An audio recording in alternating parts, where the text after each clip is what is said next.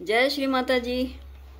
श्री माता जी ने कहा है कि जिसे 14 वर्ष हो गए, इसके बाद 14वां वर्ष चल पड़ा है। यह महान कार्य संसार में हुआ था। किस तरह से घटना हुई, क्योंकि और इसका महत्व क्या है। लेकिन 14वां जन्मदिन बहुत बड़ी चीज़ है। क्यों? मनुष्य 14 स्तर पर रहता है, और जिस दिन 14वें स्तर पर लांघ जाता है तो वह फिर पूरी तरह से सहयोगी हो जाता है। इसलिए माँ कहती है कि आज सहयोगी भी सहयोगी हो गया है।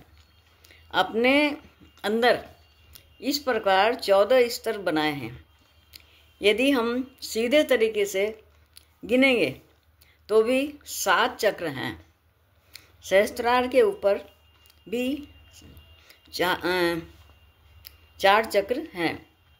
माँ ने बताया है कि अर्धबिंदु, वलय और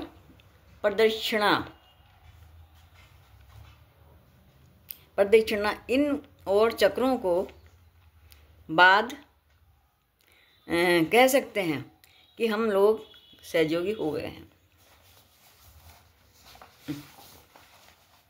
अरे इसकी तरफ से होते तो हमारे अंदर सहस्त्रार तक पहुँचने पर भी यदि उसे विभाजित किया जाए तो 7 चक्र ईड़ा नाड़ी पर और पिंगला नाड़ी पर है।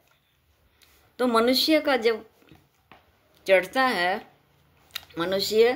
जब चढ़ता है तो सीधे नहीं चढ़ता। वो पहले बाएं में आएगा, फिर दाएं में जाता है और लेफ्ट में आता है, फिर राइट में जाता है, राइट में जाता है, फिर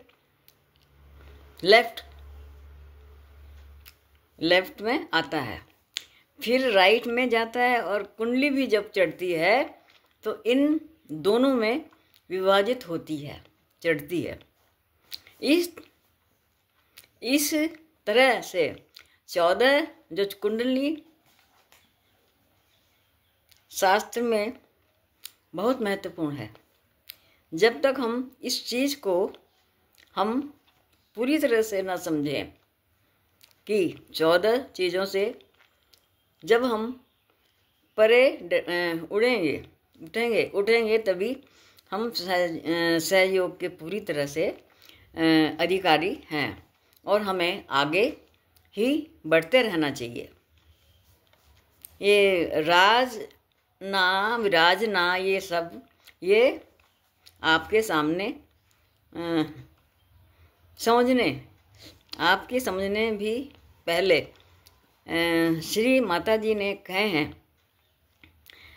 इसलिए हमें पता होता है कि होना चाहिए कि राज ना बाया है वो, और विराजना क्या है। अब आप यहाँ बैठे हैं और पेड़ों को आपने